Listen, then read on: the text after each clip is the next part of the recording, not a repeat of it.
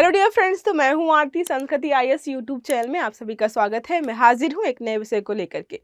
हमने कुछ दिन पहले जो है वक्फ बोर्ड की ज़मीन के बारे में सुना था। उसमें एक चीज़ थी कि वक्फ बोर्ड के बाद जो है सबसे ज़्यादा ज़मीन है किसके बाद, तो रक्षा मंत्रालय और रेलवे मंत्रालय के बाद जो है तीसरे नंबर पर अगर किसी के पास सबसे ज़्यादा ज़मीन थी वो था वक्फ बोर्ड। तो आज हम पढ़ने वाले हैं कि हमारा जो रक्षा मंत्रालय है, तो रक्षा मंत्रालय के पास जितनी भी ज़मीन जो फालतू पड़ी हुई है उसको वो यूटिलाइज करना चाहते हैं, उससे जो है पैसा कमाना चाहते हैं और उस पैसे के माध्यम से जो है अपने ही रक्षा मंत्रालय या रक्षा से संबंधित जो हमारी टुकड़ियां काम करती हैं, अलग अलग विभाग हैं, अलग अलग सेनाएं हैं, उनका हम आधुनिकीकरण करना चाहते हैं। एक तरीके से वेस्ट पड़े या फालतू पड़ी ज़मीन को ये इस्तेमाल करना चाहते हैं। तो यहाँ पर हम देखेंगे कि क्या यहाँ पर रक्षा मंत्रालय को या जो रक्षा क्षेत्र हमारा है उसको अधिकार दिया गया है कि अपनी ज़मीन को किसी प्राइवेट संस्थान या किसी कंपनी को दे लीज पर, फिर उससे पैसे कमाए और उसको जो है अपने लिए इस्तेमाल करे। क्या क्या नियम कानून है और किस किस तरीके से रक्षा वाला क्षेत्र हमारा पैसे कमा सकता है, हम सब यहाँ पर समझने का प्रयास करेंगे। देखिए लिखा है रक्षा मंत्रालय की नई रणनीति, बेकार पड़ी ज़मीन से कमाई करने की योजना। तो उन्होंने बोला कि भाई इतनी सारी ज़मीन पड़ी हुई है, उसको जो है हम इस्तेमाल कर लेंगे, मौद्रीकरण कर लेंगे, मतलब जो है इससे पैसे कमा लेंगे। कहीं पर 1000 करोड़ की है, कहीं पर 2000 करोड़ की, यहाँ पे बोला लगभग 10,000 करोड़ से ज़्यादा रुपए की जो है ज़मीन बेकार या अप्रयुक्त पड़ी हुई है, उसका इस्तेमाल हम जो है पैसे कमाने के लिए यहाँ पर कर सकते हैं। तो यहाँ पर देखिए रक्षा मंत्रालय की योजना है कि हम उस ज़मीन का इस्तेमाल जो है विकास कार्यों में करें, वृक्षारोपण में करें, औद्योगिक और व्यावसायिक परियोजनाओं के लिए जो है हम इस्तेमाल कर सकते हैं। अगर हम नहीं कर रहे हैं तो लीज पर दे देंगे, वो वहाँ पे कुछ बनाएंगे, इस्तेमाल करेंगे, हमें उससे पैसे मिल जाएंगे। इसके अलावा जो है राजस्व सृजन भी हम कर सकते हैं। भूमि को लीज पर देने वाला सबसे बढ़िया मामला है कि भाई भूमि को लीज पर दे देते हैं 5 साल 10 साल के लिए, हम इस्तेमाल कर ही नहीं रहे हैं, पड़ी हुई है, तो उससे कुछ पैसे आएंगे तो हम इक्विपमेंट्स, रक्षा से संबंधित जो है चीज़ें खरीद करके अपनी जो है हमारा रक्षा क्षेत्र, जो भी हमारा सेनाएं हैं, उसको जो है आधुनिक और जो है सशक्त बना पाएंगे। अब यहाँ पर बात करें तो रक्षा मंत्रालय की ज़मीन कितनी है, तो 17 लाख एकड़ भूमि पूरे भारत में है, जहां पर सेना के आवास हैं, प्रशिक्षण के लिए कोई ज़मीन पड़ी हुई है, सैन्य अभियान, रक्षा जरूरतों के लिए ज़मीनें जो आरक्षित की गई हैं वो सारी यहाँ पर बेकार पड़ी हुई हैं। बहुत बड़ा हिस्सा है जो कि इस्तेमाल ही नहीं हो रहा है, लेकिन क्योंकि जो है रक्षा मंत्रालय इस क्षेत्र को दे दिया तो किसी और चीज़ के लिए इस्तेमाल हम नहीं कर पा रहे हैं, इसलिए जो है चीज़ें यहाँ पर निकल कर आई है। कई स्थानों पर ऐसी ज़मीनें भी हैं जो पहले सैन्य अभियानों के लिए इस्तेमाल की जाती थी। मान लीजिए यहाँ पर जंगल है या मान लीजिए कोई भी ऐसा इलाका है, यहाँ पर ये ज़मीन पड़ी हुई है, तो एकांत में थी, तो यहाँ पर जो है सेना से संबंधित चीज़ें यहाँ पर होती थी। फिर आधुनिकीकरण हुआ, शहर बस गए, तो अब शहर बस गए तो वो चीज़ यहाँ पर तो होगी नहीं जो पहले प्रैक्टिस वगैरह होती थी। तो ये ज़मीन जो है शहरीकरण के कारण जो फालतू वेस्ट पड़ी हुई है उसका हम इस्तेमाल कर पाएँ, उससे कुछ पैसे बना पाएँ। तो ये सारी चीज़ें जो है यहाँ पर बात की गई है कि हम कैसे कैसे पैसे कमा सकते हैं। अब बात करें जो है कि जो भी आधुनिकीकरण के लिए भूमि का इस्तेमाल हम कैसे करने वाले, तो बेकार भूमि से हम पैसा कमाएंगे।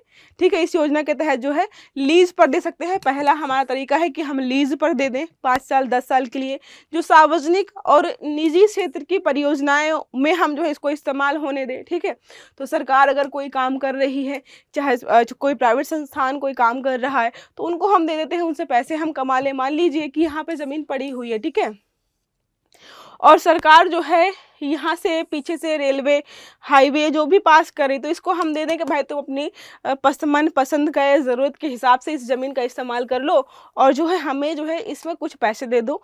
ये तरीके हो सकते हैं पैसे कमाने के। अब यहाँ पर बात करें, संबंधित पक्षों से सुझाव मांगे गए हैं, मतलब बहुत सारे अलग अलग पक्षों से सुझाव मांगे गए हैं कि हम जो है कैसे इस्तेमाल कर सकते हैं। तो सेना, राज्य सरकारों और अन्य हितधारकों से सुझाव मांगे गए हैं कि इसका सबसे अच्छा उपयोग हम क्या कर, मतलब पहले यहाँ पर बोला गया कि पहले हम सुझाव मांगेंगे केंद्र सरकार से, राज्य सरकार से, हमारे रक्षा संबंधी क्षेत्रों से कि ये ज़मीन पड़ी हुई है, क्या आप इसका कहीं पर इस्तेमाल अपने लिए बेहतर तरीके से कर सकते हो।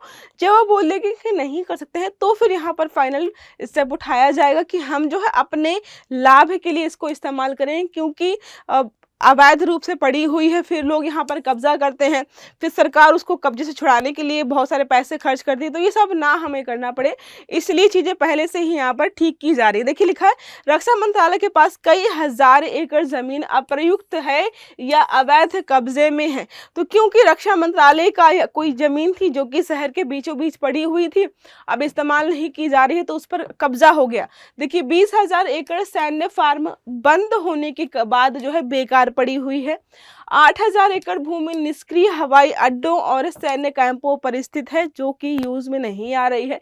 1243 करोड़ भूमि पर अवैध कब्जा है, जिसके अनुमानित कीमत यहाँ पर जो है 10,000 करोड़ रुपए है।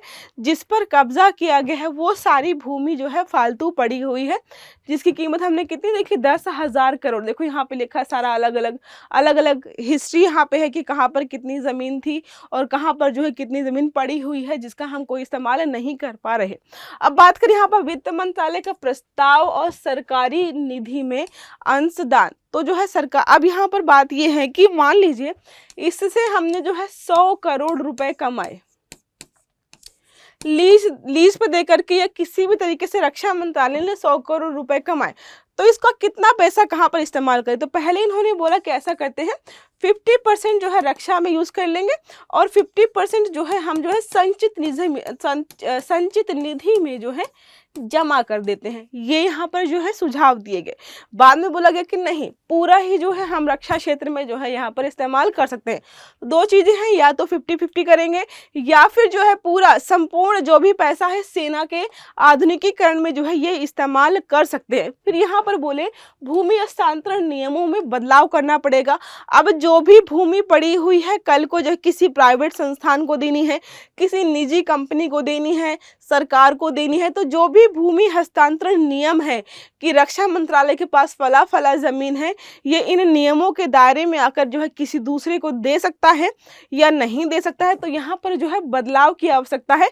तो रक्षा मंत्रालय ने 2020 में भूमि हस्तांतरण से जुड़े नियमों में बदलाव किया था। छावनी भूमि प्रशासन जो है 2021 भी बनाया गया था। छावनी जो होती है वो होती है कंटोनमेंट जोन, जो कि रक्षा से संबंधित चीज़ों के लिए दिया जाता है। ठीक है, तो सरकारी एजेंसियों और कंपनियों को रक्षा भूमि दी जा सकती है।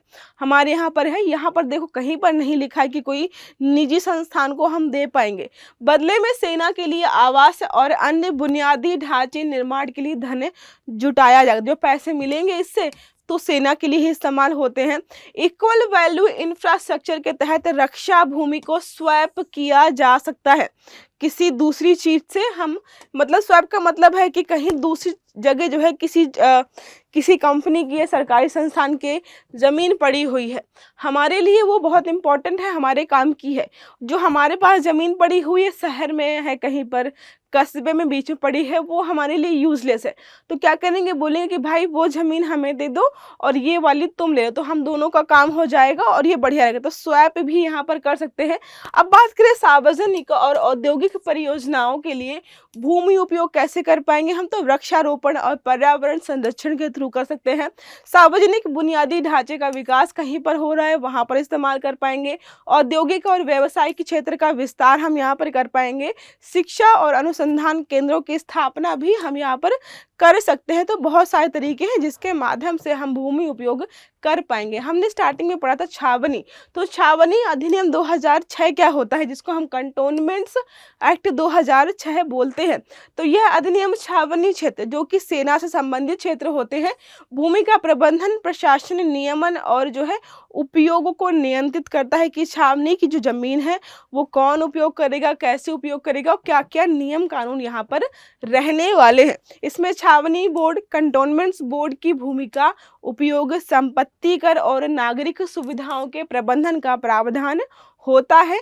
धारा 346 जो है ये, तो रक्षा मंत्रालय को छावनी क्षेत्रों में भूमि प्रबंधन और नियम बनाने की शक्ति देती। कोई भी पूछे कि रक्षा मंत्रालय को किस धारा के तहत छावनी बोर्ड की जो भूमि है उसको मैनेज करने की शक्ति दी गई, तो धारा 346 के तहत यहाँ पर। ठीक है, अब यहाँ पर बात करें छावनी की भूमि का जो हमें प्रशासन चलाना है, उनके लिए नियम क्या है कि कैसे इसको मैनेज करेंगे। तो यहाँ पर 1937 को यहाँ पर प्रस्थापित करता है, नियम 2021 बनाया गया था। यहाँ पर जो छावनी क्षेत्र है उसको जो है अलग अलग कैटेगरी में डिवाइड किया गया, ए, बी और सी, ठीक है। इन पर था कि कौन सी किस प्रकार का उपयोग करेंगे, कौन सा यहाँ पर लीज के लिए इस्तेमाल कर सकते हैं, कौन सा यहाँ पर किराए की दरें होंगी, भूमि के अतिक्रमण को हटाने के लिए कौन से नियम कानून हम यहाँ पर अपनाएंगे, सबको यहाँ पर जो है अलग अलग रखा गया है। फिर बात करें रक्षा मंत्रालय और रक्षा संपदा अधिकारी जो है इन सारी चीज़ों को जो है अपने हिसाब से मैनेज करते आए हैं और इन फ्यूचर भी यहाँ पर इसको मैनेज करने वाले हैं। लास्ट हमारा है सार्वजनिक परिसर, मतलब जो है कोई गवर्नमेंट वाला कोई इस स्पेस पड़ा हुआ है, सरकार का कोई ग्राउंड पड़ा हुआ है, उसको अगर जो है हमें अधिनियमित करना है तो इसके लिए 1971 में नियम आया था। यह अधिनियम रक्षा मंत्रालय की संपत्तियों और भूमि पर अवैध कब्जे को हटाने के लिए आया था। रक्षा संपदा अधिकारी होता है, वो देखता है कि कहीं पर अगर अवैध कब्जा है तो हम उसको जो है किस प्रकार से यहाँ पर हटा पाएंगे, कैसे हम जो है इसको ठीक से इन जो भी कब्जाधारी है उनको हटाएं, जमीन कैसे लें, फिर उसको जो है हम कैसे उपयोग करने वाले हैं, ये सारी चीज़ें जो है यहाँ पर ऑलरेडी बताई गई थी। लास्ट हमारा है भूमि अधिग्रहण से संबंधित कानून हमारे हैं। तो भारतीय भूमि अधिग्रहण अधिनियम 1894 का हमारा है। न्याय संगत तरीके से, मतलब जो है अगर आप किसी से भूमि ले रहे हो तो उसको मुआवजा दीजिए, उचित मुआवजा दीजिए, सही तरीके से भूमि अधिग्रहण करिए। अगर बहुत ज़रूरी नहीं है तो आप उस भूमि को जो है छोड़ सकते हो, या फिर जो है अगर आप चाहते हो कि अधिग्रहण नहीं करना है तो जो भी वहाँ पर रह रहे हैं, तो जो लोग भी वहाँ पर रह रहे हैं हमें उसे कैसे मैनेज करना है, उनको जो है हम पट्टा दे करके भी बात बनवा सकते हैं। तो ये सारे तरीके जो है अपनाए जाते हैं। जैसे कोई बहुत बड़ा एरिया है, भूमि का पड़ा हुआ है, अवैध रूप से कब्जा कर रखा है, तो चाहे तो सरकार उनको खाली करा दे, मुआवजा दे दे या ना दे, उनकी मर्जी है। या फिर हो सकता है कि उनको पट्टे पर दे दे कि चलो ठीक है 10 लाख की बन रही थी, तुम 2 लाख दे दो और ये ज़मीन तुम्हारी। तो बहुत सारे तरीके हैं। रक्षा अधिनियम हमारा 1903 का है। उसके अलावा संपत्ति अंतरण अधिनियम हमारा 1882 का है।